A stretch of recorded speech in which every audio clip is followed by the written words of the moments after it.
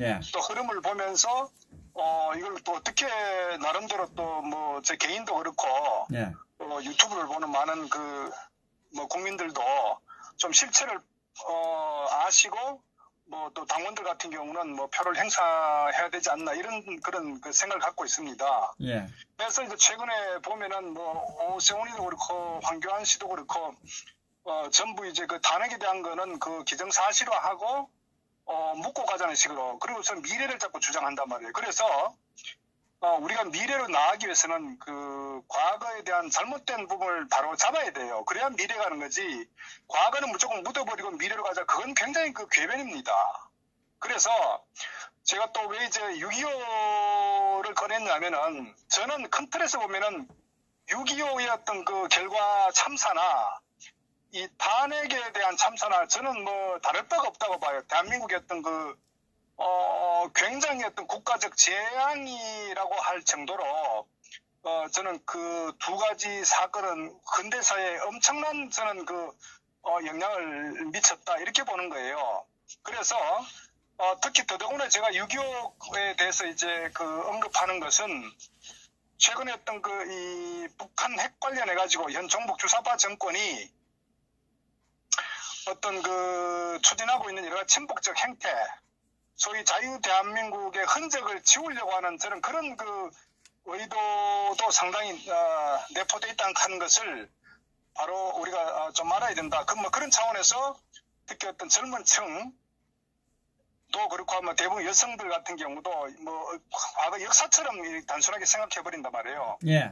그래서 뭐 간단하게 6.25에 대한 부분도 저도 한번 다시 그 살펴봤는데 예. 이 6.25 전쟁이란 것도 결국은 그 김일성이가 이게 남침을 한 거 아닙니까? 근데 문제는 이 김일성이가 결국 남침을 통해서 그냥 무력 통일해서 공산주의화 시키자는 게 이 남침의 목적이었단 말이에요. 예, 예. 그런데 그 사망자가 아마 뭐 아시는 분들도 또 전문가들께서는 뭐 더 많은 연구를 하셨겠지만 우리 한번 간단히 보면요. 혹시 허 선생님 우리 6.25 이 전쟁 발발로 인해 가지고 이 사망자나 피해자가 어느 정도 되시는지 혹시 뭐 한번 생각해 보셨는지 모르겠습니다. 뭐 듣기로는 뭐 몇백만 명이라는 소리는 들었고 이산 가족은 1000만 명이라는 소리는 들었는데 정확한 숫자는 저도 예. 네, 이게요.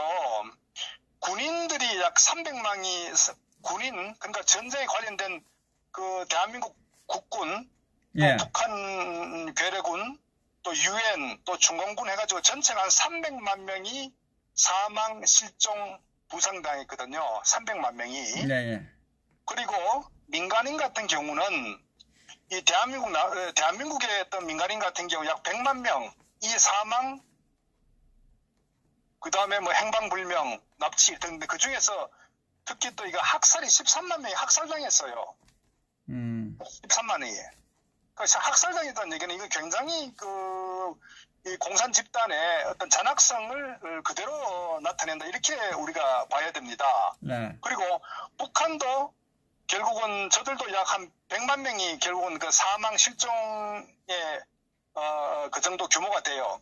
그러면 전체적으로 보면은 500만 명이 6.25 전쟁을 통해서 사망, 실종, 부상 이렇게 이루어진 겁니다. 그러면 그게 어느 정도냐면은 그 당시에 이 인구가 약 2,500, 약 20% 전 인구의 20%가 전쟁으로 인해서 사망, 실종, 부상을 당한 정도 규모라고요. 엄청나지 않습니까? 그리고 이런 일이 왜 일어났느냐? 결국 김일성이가 자기 자신의 어떤 체제, 야욕, 뭐. 그러니까 결국은 이제 공산주의화 시켜서 자기 어떤 일당 독재로 가기 위해서 어떤 개인의 어떤 그 사적인 어떤 그 욕구를 이루기 위해 가지고 결국은 이 무력 전쟁을 일으켰단 말이에요. 네. 그럼 이로 인해 가지고 후폭도 엄청나지 않습니까? 그 다음에 뭐 기관 시설 같은 경우는 거의 뭐 70, 80%가 다 파괴됐고. 자, 그러면 이 사건에 대해서 우리가 잊어버리면 안 되는 거예요. 왜? 현재 문재인 좌파 정권이 추진하고 있는 북한 핵을 두고 김정은과의 어떤 평화 쇼를 진행하고 있는데 우리가 이 6.25 전쟁의 실체를 분명히 다시 깨달아야 되고 그리고 이 통일 우리 민족끼리 어떤 그 하나가 된다는 어떤 그런 취지인데 그러면 자유 통일을 할 겁니까? 공산주의 통일을 할 겁니까? 그 부분도 명확히 밝혀야 되는 거예요. 그 다음에 저는 또 이 미국의 트럼프가 2차 이 미국 그 베트남 회담을 하는데 혹시나 협상 전략적 측면에서 종전선언을 뭐 할 가능성도 상당히 높다 이렇게 봅니다. 예. 자, 그런데 6.25 전쟁에서 이렇게 많은 사상자가 발생했고 대한민국의 정말 근대사에서 엄청난 어떤 그 피해, 지금까지도 많은 그 이산가족들 뿐만 아니라 또 어떤 부상으로 후유증을 앓고 그동안 많은 분들이 돌아가셨단 말이에요. 그럼 이 부분에 대해서 명쾌한 그 책임에 대한 어떤 반드시 그 밝혀야 되는 거예요.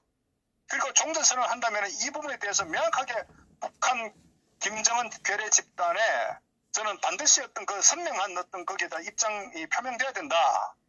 이것을 단순하게 평화쇼를 위해서 또 향후 어떤 그 종북 주사파들의 어떤 남북 연방제를 가기 위한 정치적 의도에서 묻고 가고 김정은은 맹목적으로 아주 훌륭한 인물로 묘사하는 이런 식으로 가서는 절대적으로 안 된다는 겁니다. 그렇기 때문에 그런 관점에서 제가 이 6.25 이 전쟁이 관련돼서 우리가 반드시 우리가 잊지 말아야 된다. 제가 그걸 이제 말씀드리고 자 그러면 결국 뭐냐면 역사라는 것은요. 역사 공부를 한 이유는 잘못된 과거를 되풀이하지 말자는 겁니다. 결국은 미래 가기 위해서는 잘못된 과거는 반드시 정리를 해야 되는 거예요. 예. 결국 이 얘기는 탄핵과도 관계되는 겁니다.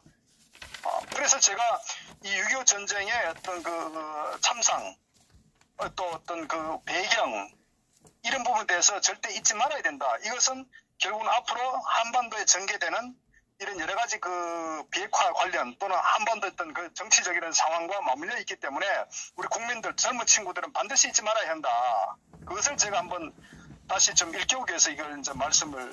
좋았습니다. 예. 6.25도 상기하고, 예.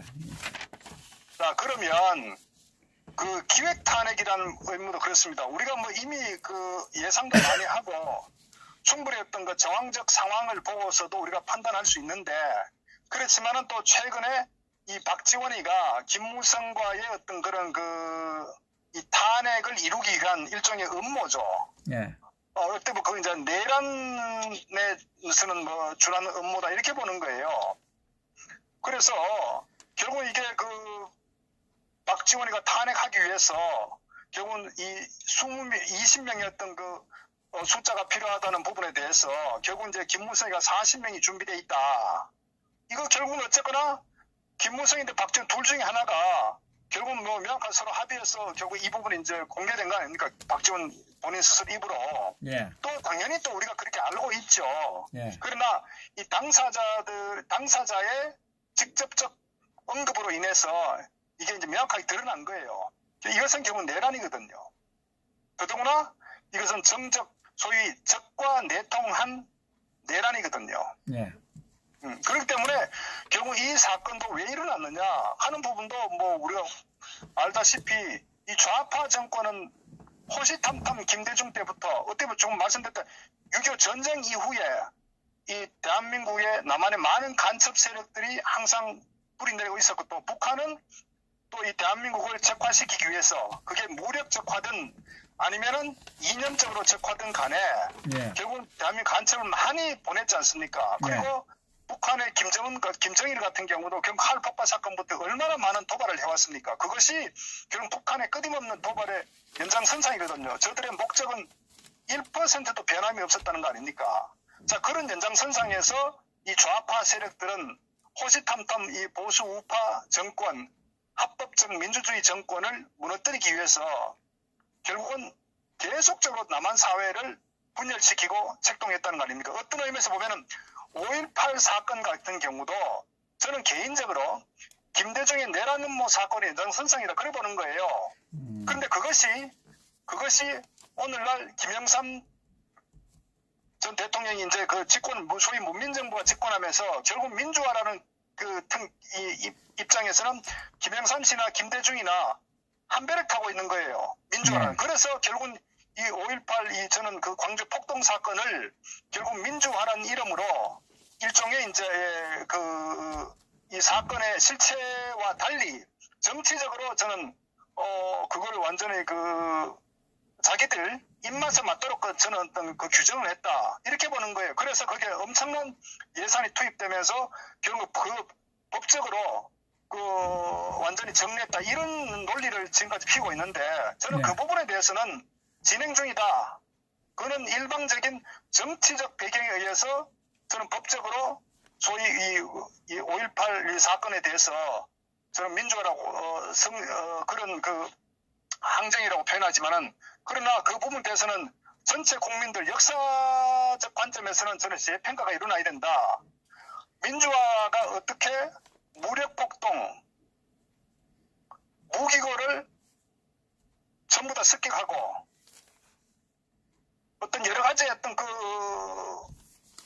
정말 우리가 이해하지 못하는 많은 일들이 벌어졌거든요. 그러니까 아무리 좋은 민주화도 결국은 어떻게 보면은 법적 테두리 내에서 결국 어떤 자기 주장을 요구해야 되는 부분인데 어떻게 보면 거의 내전이나 다름없을 정도였거든요. 과연 그것이 민주화냐 하는 부분에 대해서 저는 상당히 왜곡되게 정치적으로 정리됐다. 저는 이렇게 봅니다. 개인적으로. 그렇기 때문에 결국은 이제 좌파 세력들은 끊임없이 도발을 해왔다. 그리고 이 좌파들은 북한과 연계된 한반도의 특수성을 고려했을 때 북한의 대남 적화 전략과 연계된 저는 그런 어떤 검은 고리가 연결돼서 끊임없이 이 자유 대한민국의 민주주의를 결국은 타도하기 위해서 지금까지 이루어왔다. 저는 그 연장선상에서 결국 이 탄핵도 상당히 관계됐다고 저는 보는 거예요. 예. 물론 목적은 이 김무성이나 소위 정치 세력들이 자신들의 어떤 내각제를 실현하기 위해서 정치적으로 결국은 일을 진행시켰지만 거기에 결국은 부역한 또 관계된 언론들 또 이 좌파 시민사회 단체들 민노총 등등 모든 이 세력들이 결국은 정상 정권을 불법적으로 저는 결국은 이 탄핵을 몰고 갔다는 게 결국은 이 탄핵의 실체 아니겠습니까? 예. 자, 그렇다면은 그로 인해 가지고 대한민국의 법치가 사망한 거 아닙니까?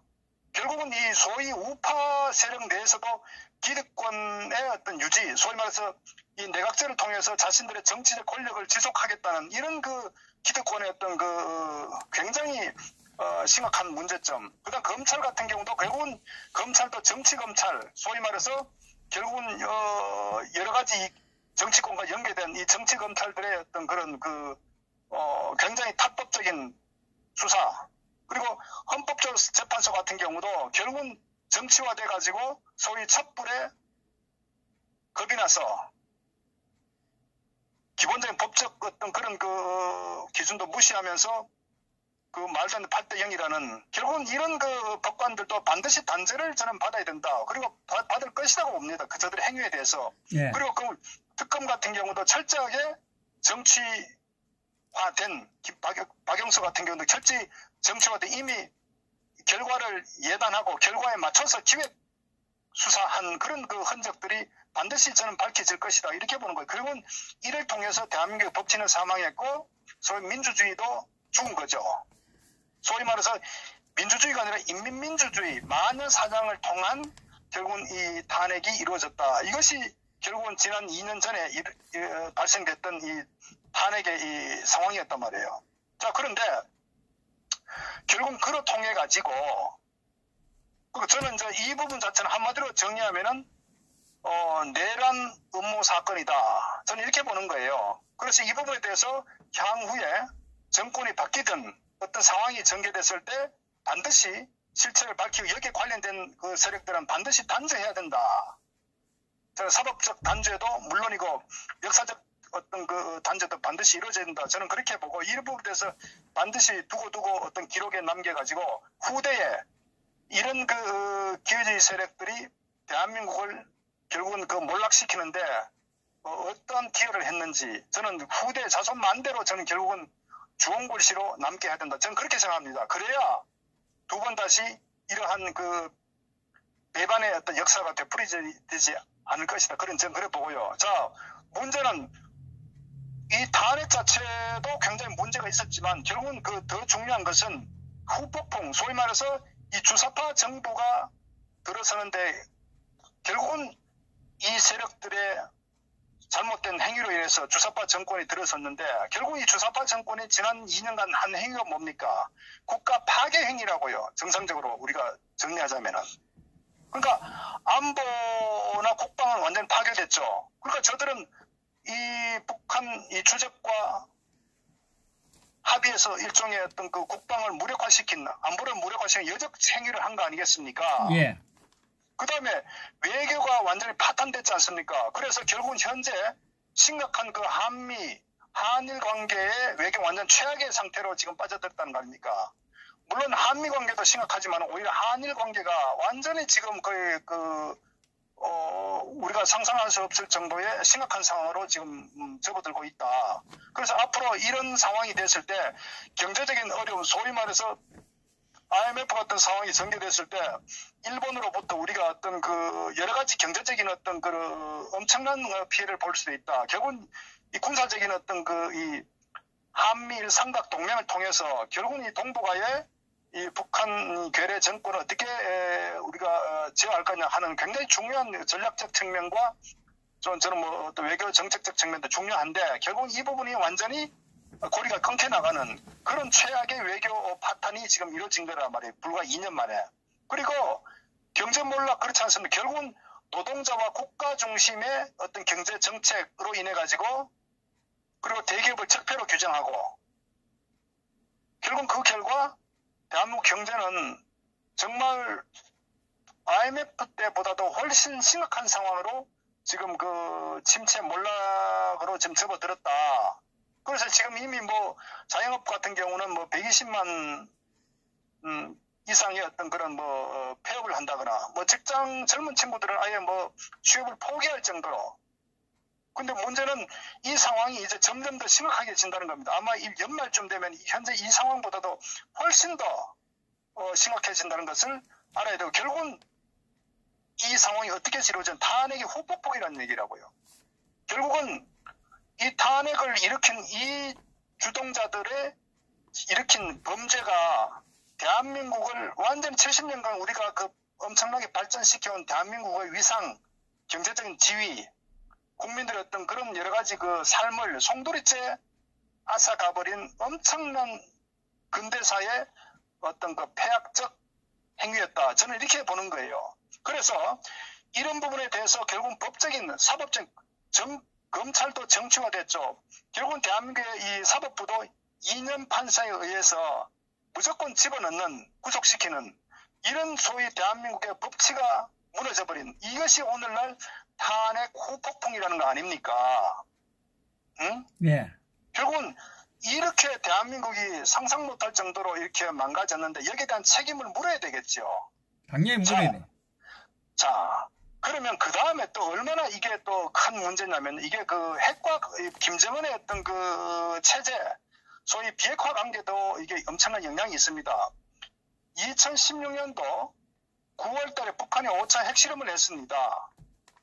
그때, 그 전까지는 이제 박근혜 정부 초기 때는 이 대북 관계에 있어서 우리가 하나의 그 통일 대상으로 보고 사실 이제 더불어 함께 간다는 어떤 자유 통일 기반의 서로 간의 그런 그 긍정적 측면에서 어떤 대북 정책을 추진해 왔지만 결국 북한은 전혀 6.25 전쟁 이후에 대남 적화 전략을 수정하지도 않았고 도발을 지속적으로 해왔었고 특히 김정은이 집권하면서 굉장히 빠른 속도로 핵 개발을 추진해 왔었고 아울러서 이 단거리 중거리 미사일 시험도 엄청나게 그 가속화시켰죠. 결국은 그것은 뭐냐?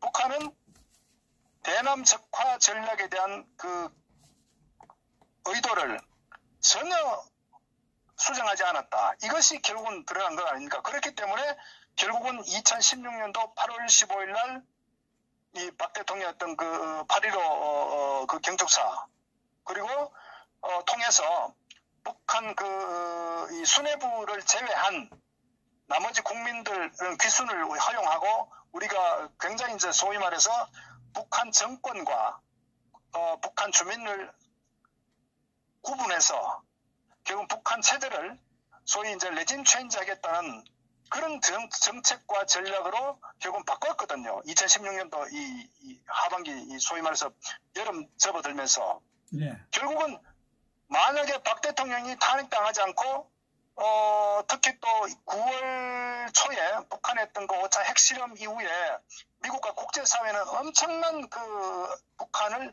이대로 두면 안 된다 해서 이 제재와 압박 정책을 굉장히 아주 급박하게 진행을 해왔거든요. 그러면 그때 박 대통령과 미국과의 어떤 유엔과의 관계에 있어서 우리는 계속적으로 압박해갖고 김정은 체제를 레짐 체인지 해야 된다 이런 방향으로 흘러갔단 말이에요. 만약에 그랬으면 지금 현 시점에서 2년이 지났지만은 과연 현재 북한의 김정은이 숨을 쉬고 있겠느냐? 아니면 항복했던 저는 그 두 가지 중에 하나라고 봅니다. 김정은이 살고 싶었으면은 망명해서 북한의 어떤 핵은 사라졌고 저는 자유통일이 이루어질 수 있었던 그런 상황이 전개됐다 이렇게 보는 거예요. 그러니까 지금 현재 이 불법 사기 탄핵으로 인해서 정말 대한민국의 경제나 모든 부분에 몰락해버리고 오히려 북한은 김정은은 정말 핵을 완성하고 지금 핵이 70개다 80개다 할 정도로 거의 핵보육 지위로 거의 자리매김할 정도로 지금 상황이 전개됐고 그 다음에 미사일이나 이 ICBM 같은 경우는 거의 완성이 된 상태로 이제는 정말 북한의 이런 현 주소에 대해서 트럼프도 어떤 특단의 결단 외에는 협상 파트너로서 인정할 수밖에 없는 소위 말해서 북한이 추진했던 살라미 전술에 그대로 수용할 수밖에 없을 정도로 북한에 지금 완전히 전략적 주도를 하고 있다는 거로 한반도에 결국은 이것이 뭐냐 탄핵의 후폭풍의 하나의 결과물이라는 얘기죠. 그렇기 때문에 이 탄핵에 대해서 이대로 넘어가면 안 된다는 겁니다. 제가 그걸 말씀드리는 거예요. 그게. 맞습니다. 그러면 그렇기 때문에 제가 이 문재인 좌파 정권이 틈나면은 이 대북 평화쇼 아마 3월 1일도 아마 정부 대대적인 행사가 있는 걸 알고 있는데 결국 그것도 뭐냐 결국은 2월 27일 8일 날 베트남에서 이 김정은과 트럼프의 어떤 이런 비핵화 회담에 있어 가지고 저는 결과는 어느 정도 나와 있다고 봅니다. 그리고 어차피 이 2차 정상회담이 열렸다는 그 자체에는 결과와 관계없이 트럼프는 일단 무조건 자기 어떤 PR을 하기 위해서 그걸 아마 미화시키고 할 겁니다. 결과가 어떻게 나오든 간에. 결국 그것을 현재 문재인 주사파 정권 같은 경우도 대대적으로 홍보하기 위해서 저는 남북 간의 평화가 왔다는 식으로 한반도 이제 평화가 정착됐다는 개념으로 그러면서 정치적으로 급속하게 이 김정은을 미화시키고 김정은의 답방 또 따라서 결국 어떤 금강산 관광재개나 이런 경제적인 지원 언론은 대대적으로 선동해서 모든 이슈를 한반도 평화 개념으로 아마 그렇게 몰고 갈 겁니다. 이것이 결국은 이 주사파 정권이 노리고 있는 계획하고 있는 그런 하나의 시나리오거든요. 자 그렇기 때문에 이 부분에 대해서 우리가 막아야 된다고요. 막아야 되고 그러니까 제가 말씀드렸다시피 이 종전선언을 단순하게 종전선언만 하면 된다고 착각하는 사람들이 있는데 그것이 평화의 어떤 서막이라고 생각할지 모르겠지만 말씀드렸다시피 6.25 전쟁에 대한민국 소위 이 남북한 인구의 20%가 결국은 사망, 실종, 부상 이렇게 된 사건이란 참혹한 사건이란 말이에요. 그런데 이것을 그냥 넘어가자 미국도 종전선언 그렇게 하면 안 되는 거예요. 이 6.25 전쟁에 대한 어떤 책임, 사과 거기에 대한 여러 가지 부분들에 대해서 반드시 짚고 넘어가야 되는 거예요. 그리고 북한 중국의 중공군이 100만이 결국은 이 전쟁을 뒤집기 위해서 이것도 중국의 사과가 있어야 되는 거예요. 그러니까 우리는 이런 여러 가지 부분들이 정상적 상황에서 짚고 넘어가야 된다. 그래서 종전선언을 그냥 돈 안 드니까 쉽게 종전선언 정치적 선언하자 천만에 이것은 역사라는 것은 반드시 몇풀이 되지 않도록 하기 위해서 그리고 그 가해자와 피해자가 있단 말이에요. 거기에 대해서 반드시 짚어야 되는 거예요. 그런 관점에서 제가 말씀드린 게 6.25 전쟁의 참상도 그 동기도 원인도 반드시 우리가 알아야 되고 이 탄핵에 대한 어떤 배경 이 내란 음모 사건이죠. 배경 그리고 그로 인해서 대한민국이 2년간 몰락하는 또 그로 인해서 결국 많은 서민들, 자영업자들, 젊은 어떤 친구들, 대한민국 경제 엄청나게 몰락한 이런 어떤 피해에 대해서 반드시 밝혀야 되는 거예요.